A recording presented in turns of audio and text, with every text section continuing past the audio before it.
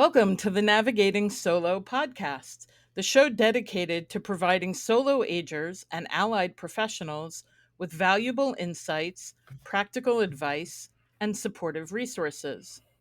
I'm your host, Ailene Gerhart, and today we have a very special guest who is a trailblazer in the field of solo aging. Sara Zeff Geber is the nation's foremost expert on solo aging. She is an author, professional speaker, and certified retirement coach. In 2018, Sara was named an influencer in aging by PBS's Next Avenue and is a regular contributor to Forbes.com in the areas of aging and retirement. She has also been featured and quoted in the Journal of Active Aging, the Certified Senior Advisor Journal, Next Avenue, Senior Living Foresight, McKnight's Living, Senior Housing Business, and many others. Sara's book, Essential Retirement Planning for Solo Agers, a retirement and aging roadmap for single and child free adults, was published in 2018 and was selected that year as a best book on aging well by the Wall Street Journal. Sara, thank you so much for joining us today. Thank you, Ailene. I'm really happy to be here. It's exciting that you're doing this. Yes, and you are our very first guest. And with that, we'll delve into a little bit of your personal journey. Can you share a little bit about the path you've taken to the deep dive in solo aging and what inspired you to focus on this particular aspect of aging? Sure, be happy to. I guess it was about 10 years ago. I was some retirement coaching, which is what I had gotten into after a life of management consulting. And I was having a glass of wine at one of those cute little wine bars we have on the West Coast here with a friend of mine. And she and I usually got together several times a year just to catch up. And I hadn't seen her in almost an entire year. And I said, Sandy, what's going on? She said, well, I've been on an airplane flying back and forth to the East Coast to try and get my mother squared away. I lost my father 2 or 3 years ago, and my mom just hasn't been doing that well. So my brother and I decided we needed to move her out of her single family home into a safer environment. So we went with her and explored a lot of options, and she finally found one she liked, and we got her moved. But that wasn't the end of it. Then I had to get all her stuff moved, and then what she couldn't take with her we had to give away or sell, and then finally we had to sell her home. And it's been going on for over a year, and there's no end in sight yet, although thankfully mom's happy. So after listening to that for a while, I looked at her and I said, Sandy, you and I don't have kids. Who's going to do that for us? And that question, to which there was no answer between the two of us, that question has led to my path in exploring solo aging, talking about it, and essentially raising awareness about it. Because as I go on and answer more of Aileen's questions, I'll tell you just how prevalent it is. So that was the genesis. So, when you dove in, there were a number of phrases related to older adults who might fit in a particular slice of this demographic. And you coined the phrase solo ager. How did you come to that framing? And since you've done that, how do you think it has or hasn't changed over time? Well, I'm delighted that at this time, solo aging seems to be the preferred expression for, and let me at this point define it because I think that's confusing for a lot of people. My definition of solo ager is anyone who does not have children, whether they're married or single, and anyone who does not see any family support coming down the road for them as they get older. It may mean that there are kids, but they live very far away, or they have kids that are estranged, or kids that simply failed to launch and really can't be depended upon. Mhm. So, even though my initial definition of a solo ager was very confined, it was anyone who didn't have children. Bam, you're a solo ager. I have been talked out of that many times by people that I work with, people that come to hear my talks, people that I coach. And they say, no, you can't exclude people who live alone and who don't really have or don't foresee any family support coming their way. So I've expanded my definition to include that. Now, back to Aileen's original question, what was out there when I first started Right. doing the research and looking at it, the only expression that was being used at the time was one that was actually developed by the medical community, Mhm. and it was elder orphan. And I so hated that expression that I had to find something else. It kind of racked my brain for a while, asked a bunch of friends, asked my husband, and I think my husband was the one that finally came up with the one that stuck, which is solo aging. And I hoped it would catch on, and I think it has. A lot of people use it now. So that's where it came from. That's great. I always share in my talks, a progression of the phrases, and I start with unbefriended elder, which is the biased slide. I've weighted how the phrases show up and land on solo ager, but unbefriended elder is to me one of the most The worst. disengaging, non endearing phrases. So, and that piece that medically, that elder orphan phrase came about so a clinician could kind of flag her patients in order to help look out for them is an important note as well. I am very grateful to you for coining solo aging. I find that to be a much better fit as well. And so you referred to some of those demographic changes, right? The notion that people are not living in multi-generational spaces in the same way, or adult family members aren't able or aren't willing or aren't in proximity. Are there any other trends you feel that, quote unquote, trends that you feel are can be attributed to the rising group of solo agers, and what the implications are of an increase in folks who might self identify as a solo ager?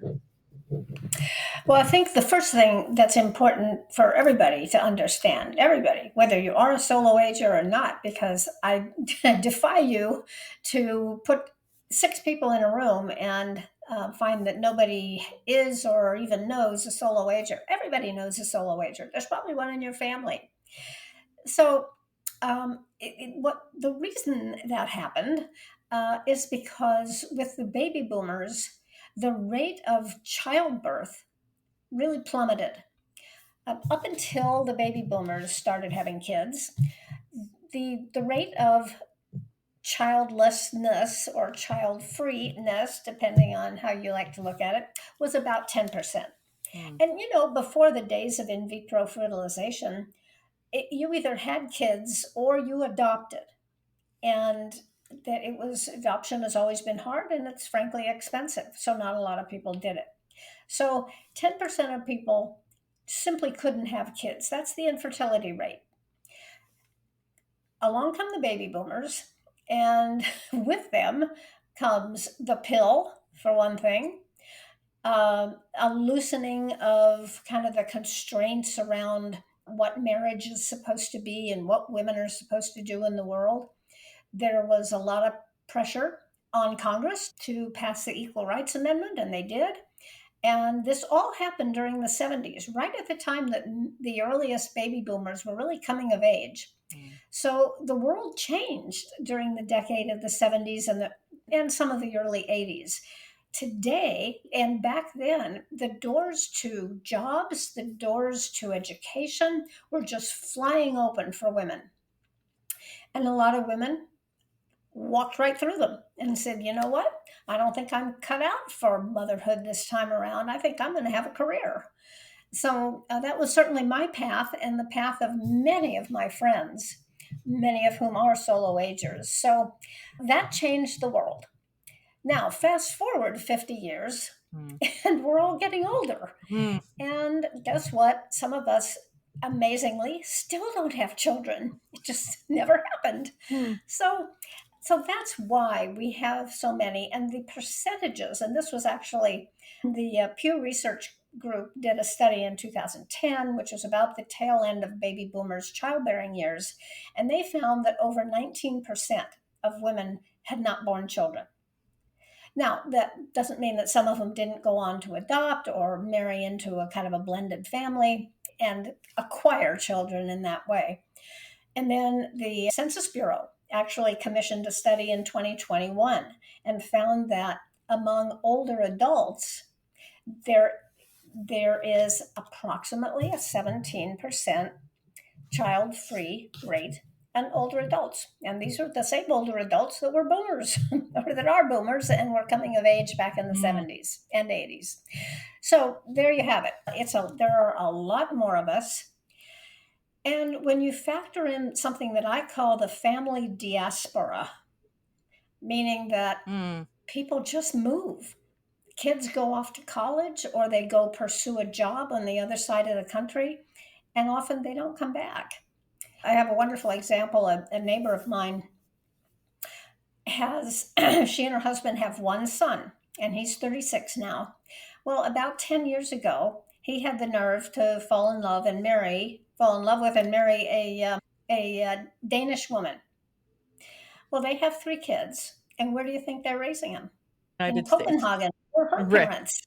So, so are they solo agers? Well, they kind of are. I don't think that their son, who now has three young ones under 10, is going to come racing back if something happens to them. He'd probably want to, but I bet it Hmm. would take him a better part of a week to get his act together to actually get there. Right. So, we have all these kind of these factors that add complexity to the whole situation. But there's so many people like that are having Zoom meetings with their kids every Sunday night now because that's when they see them.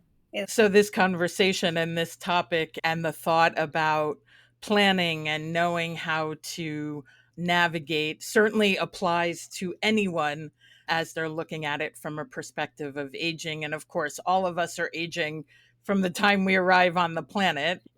Someone once asked me at a Q&A as part of a community education talk, why didn't anyone teach us this in college? And I responded with, think about your 20-year-old self. Would you have listened to that?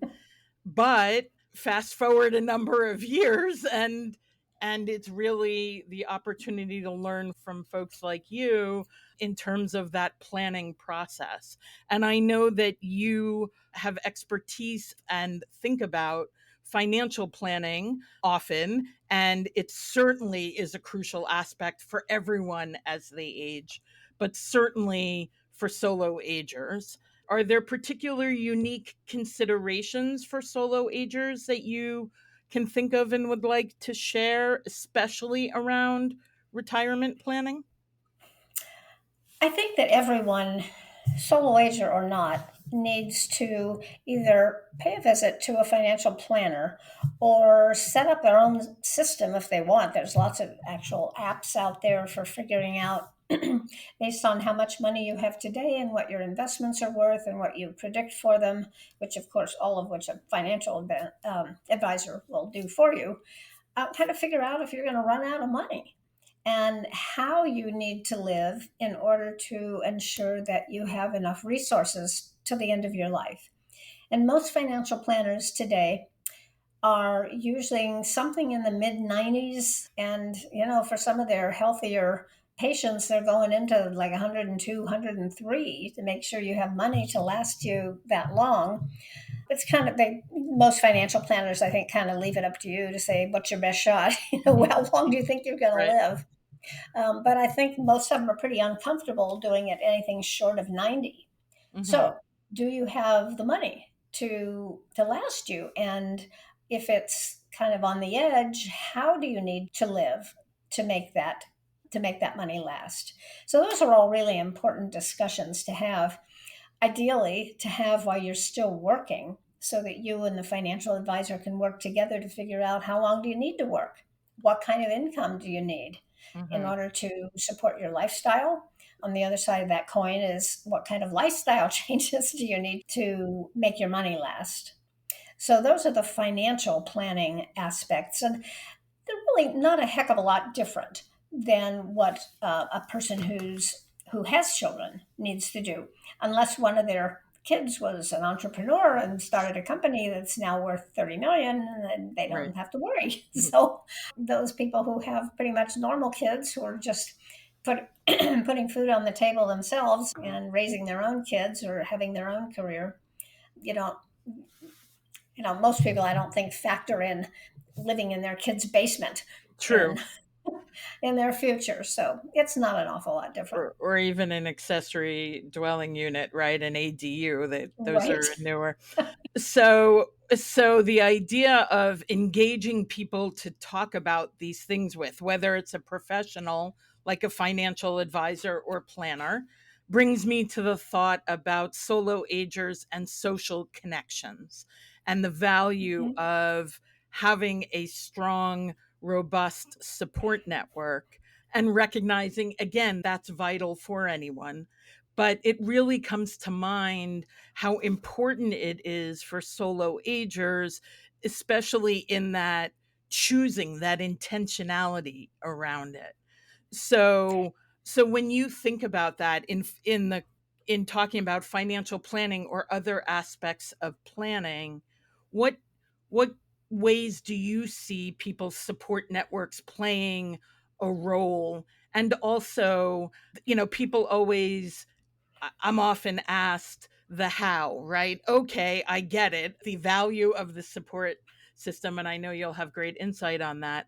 But what are some initial steps I can take to start building or enhancing that as well? So it's sort of a two-part question. Sure. Solo agers need to do all the things that people who are parents need to do. They need to make sure that they have a full estate plan. And I'd like to quash the notion that you have to have a lot of money to have an estate plan, because in my way of thinking, an estate plan is encompasses a care plan as well. So, yes, you need an estate plan. Everybody needs a will. You also need something called an advance directive, also known as a power of attorney for healthcare, which Ailene, of course, knows more about than I do, I'm sure. But solo agers certainly need to have that. And one of the things that I find among solo agers is they hesitate to do that because they don't know who to choose or who to name as their proxies. And when I say proxy, I mean someone who's going to speak for you if you cannot. You need somebody to do that for health care in case you end up in the hospital and for whatever reason, mental or physical, cannot answer questions, cannot speak on your own behalf. You Mhm. need to have designated somebody to do that for you. And by the same token, you need to designate someone to make financial decisions for you. Make sure your bills are paid. Make sure that things are not getting bogged down while you're out of commission. Because it, you may be out of commission for 2 days and you may be out of commission for 6 months. So we just don't know. Anyway, those are two critical elements of the estate plan that solo agers need to make as well. And I encourage solo agers to really look around them as well as they can, as early as they can, for who is in their life that might be the right person for that. Could be a niece or a nephew, could be a much younger cousin. So it might be a relative of some sort, but it might not be. At one point, now my plan has changed just like most people's. I update it every 10 years. And somewhere in the middle of the process, I had on one of the lines for my advance directive the son of a friend of mine, a woman I've known all my life, and her kids know me, and I know them, and they know who I am. They know my values. I trust that they would make the right decision. So I named her son as one of those people. It kind of, the sky's the limit in terms of who you name. One of the things I discourage, and a lot of solo agers want to do this, they want to form pacts, they want to form agreements with their friends. Guess how old their friends are? The same age they are. Well, if you make a bond like that, I could tell you a much longer story about one of those that went wrong, one Mm, friend of mine. Um, only one of you gets to benefit, right? Only the first one to go down. right. So it's not a great idea to do that. Well, that We often can, happens with partners too, right? They name each yes, other as their proxies, and often not in the short term, you know, concern or medical issue, but in a longer situation. absolutely. Again, that's only one person who is able to carry that out. And so it sounds like age diversity in a support network is a really good thing if you can achieve it. Do you have any suggestions for? I know in your book, you have a great way to sort of map out, okay, I'm in the center. Who are my connections? Because I always say to people, and Yogi Berra probably said this first, right? You don't know where you're going until you know where you've been, or where you are. And you have really fantastic worksheets in your book. So we'll talk about that at the end, but as a fabulous resource. But that age diversity, right? So that everyone isn't in your peer group. Are there some, Mhm. when you talk about looking around, are there particular aspects of that in terms of age diversity that just fly off the top of your head, or? Well, I have a lot of people ask me, I understand the importance of age diversity, but where do I find these younger friends? Right. So, so it could be anywhere. It could be in your next door neighbor or two doors down, people you've gotten to know. Especially if you've lived somewhere a long time, you've probably seen some of your neighbors raise kids, and those kids know you. Hmm. It also might be someone through your book club. I know I've been two book clubs. I don't know where I find the time to read, but I guess I just don't It's a sleep healthy thing to do. anyway. A good commitment to lifelong learning. It's Yeah, always a good part of a yeah. plan. So one of my book clubs is people are all just right around the same age I am. My other book club has people whose age ranges from the late 40s to the early 80s. So, there's an opportunity there. You might meet people at the gym or wherever you work out. You might meet people in a hiking group. But take a look at what you do, people you meet in your everyday life. And that's the best source, really, of people you might tap. And yeah, so there's another whole strategy around how to do that. It's always good First you to have get to little cultivate quick those tips relationships. embedded in other conversations, right? So we've looked at an aspect of planning in terms of the financial piece, which really, helps you forecast some other pieces, which often include housing, right? The notion of staying where I might be living now. Some people refer to that as aging in place, or seeking out a new community or adding to their community. So I know that you have done some work trying to shift the lens a little bit in terms of senior living and what professionals may be looking at, especially in consideration of the baby boomer generation and all of that. Are there innovations or arrangements that you can think of in relation to solo agers, which could be really beneficial? And if so, how could they be beneficial?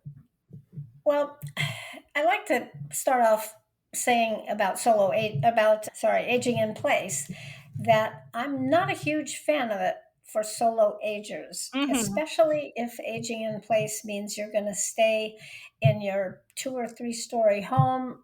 Um, with a where you drive in and out of your Hmm. garage and never see another neighbor, and maybe you don't even know your Right. neighbors, and the when your opportunity to see people is when you go out to lunch with a friend, or this assumes you're retired. Obviously, if you're still working, you see people that way. Hmm. But it's there's all kinds of nuances to it. I've seen people age in place in remarkable, wonderful little communities that were just naturally developed. They've got all ages, people know everybody else on the block, they've got 1 story homes. It can work. But I don't think solo agers should count on that if they don't have a community that looks and functions like that. Hmm. There are more and more opportunities to move into a supportive community. More and more opportunities like that develop all the time. Now, if you do have a supportive community around you now, you might be able to stay there for quite a while, Mhm. especially if you have a village, if you're part of a village to village network, Mhm. um, and can belong to that, because that can help you get a lot of the things done that you ordinarily would struggle with. So, there are lots of things can help you move forward still in your own home, but eventually I like to encourage solo agers to think about moving to some kind of retirement community where they will have the kind of support and social connections sort of built into the process. Are there newer models coming along as looking at things that apply to how we live now, maybe differently than what was created as a model 30 years ago, 40 years ago? Things like co housing, shared housing. You mentioned one of my favorite, you didn't mention it as an abbreviation, but one of my favorite housing abbreviations, NORC, a naturally Yeah. occurring retirement community. Are there things that are being shaped differently when you refer to retirement communities that have different amenities than one might think of from years past or generations past? Yeah, I think what happens for a lot of baby boomers is when they hear the term retirement community, they go in one or two directions. They either think of the nasty nursing home that their great grandmother was in, that, Mm. the first one to say there are still some of those around. But we're not talking about a nursing home here, we're a retirement community. And the people that own and manage retirement communities, whether it's a fancy one that you pay a lot of money to buy into and then have to pay a monthly on top of that, there are those, to the ones where it's a modest amount every month. It varies depending on what part of the country you're in. And they get it that baby boomers don't want to play shuffleboard. They don't want to play bingo. Right. They want to be outdoors. They want to be doing things. They want to be going places. And many of these kind of standalone retirement communities open their doors to independent older adults who can still live on their own, but would really like to give up the increasingly onerous tasks of preparing meals every day, Mhm. doing the wash, maintaining the lawn. All of that you get to give up when you move into a retirement community. Mhm. I encourage people to at least look at what's in their area. Because a lot of people they don't want to move out of their area. They still want to keep their friends as much as possible, even though they'll make new ones. Right. So go take a look. Figure out what's in your neighborhood and at least familiarize yourself with it. That's great advice. I think that people will be pleasantly surprised, especially if they come from one of those two paths of it's this and this is the only model I know. So we've sort of alluded to people who are actively thinking about these components of planning. We always hope it's proactive, right? That's the ideal, that people are proactively planning, but we're all human and we're not all, and it's very hard to proactively do everything as a human. It just is, even Yeah. with the best of intentions. So, in the hopes that we have younger adults listening and can benefit from this conversation, and they may not have really considered the topic of solo aging or self identified that way yet, what advice would you give for people wanting to plan ahead, that proactive planning? To be able to benefit from the lifelong learning and the clear financial plan and all of that. Is there particular advice you would offer? I I think I'd start with just saying, think about it. Just let yourself think about it. Let yourself think about what you might like in your later years, because they're going to come. They come for Right. all of us unless we. And for those who do get older, we're the lucky ones, right? We Exactly. didn't get cancer or something that took us Right. out of the game early. Exactly. So I'm a planner. I think it's great to look into the future and see what kinds of options there might be out there. I cannot emphasize enough knowing what's around you. Even assisted living communities, one day you may fall, you may break a hip, and you may not be able to live by yourself for a couple weeks. Where do you want to go?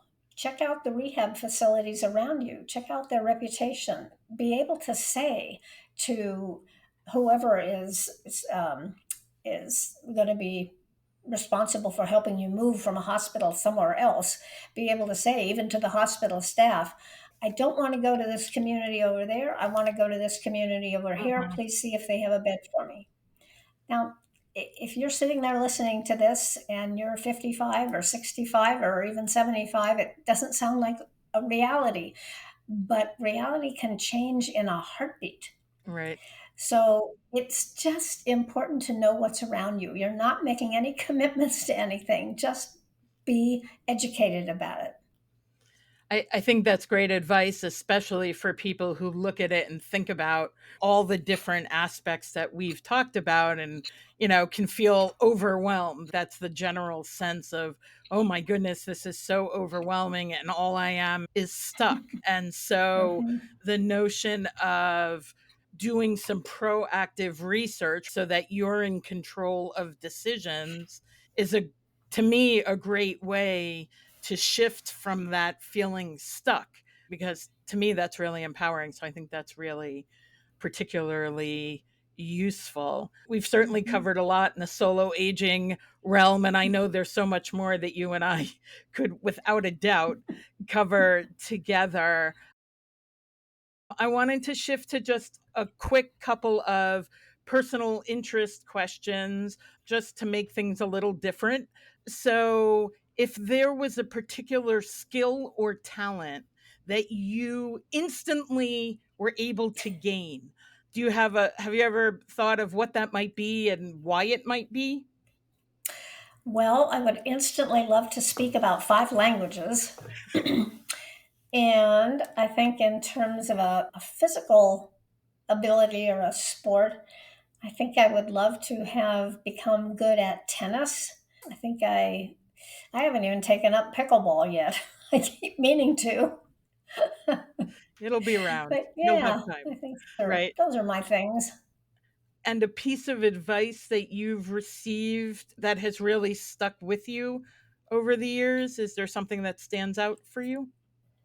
Oh gosh, so many pieces of advice, mostly from my father. I think the one that has served me the best throughout my life and throughout my various careers is to say yes. Unless there's a darn good reason to say no, say yes. And that has opened so many doors for me throughout my life that I like to pass that along to anybody who's interested. That's fantastic. He sounds like a very wise individual with a esteemed career of his own, I know. So it really is a gift for you to be able to share insights and spend some time together. Is there anything else before we wrap up that you think would be useful to add, or particular resources? I'll definitely give the details of your website and book as we wrap up. But is there anything that sticks out for you that you'd also like to share as part of our conversation? Gosh, we've covered so much territory, Ailene. I just like to always remind people that if they don't consider themselves a solo ager, I know they have a solo ager, or many of them, somewhere in their life, because there are so many of us out there. Hmm. So help Ailene and me raise awareness about it Great. throughout the country and maybe the world. Help us bang the drum. We always can That's right. use advocacy partners. There's no question about that. Well, thank you, Sarah. It really has been an enlightening and insightful conversation, and one I've really enjoyed. And you are the perfect first guest for the launch of this podcast. For listeners who want to learn more about Sarah and her work, her website is lifeencore.com. And Sarah is also available to be connected with via LinkedIn. For people for whom that sort of went by quickly, I will make sure to type that out in the show notes on the website so you're able to directly link off of that. And also make sure, if you haven't already, or if you have, revisit Sarah's book. essential retirement planning for solo agers. It is, as we were discussing before we started recording, really an evergreen resource, an outstanding resource with fabulous worksheets and excellent information and really great guidance. And you can certainly learn from a trailblazer in the field. So without a doubt, I highly recommend checking out her book as well. So, with that, I'm going to say thank you for tuning in to the Navigating Solo podcast. If you enjoyed today's episode, please subscribe, rate, and review on your favorite podcast platform. And we've distributed to as many as we could find. And as always, if you have any questions or any topics you would like to see us cover, you can email podcast@navigatingsolo.com. So until next time, stay empowered and stay connected. I am Ailene Gerhart, and this is the Navigating Solo podcast.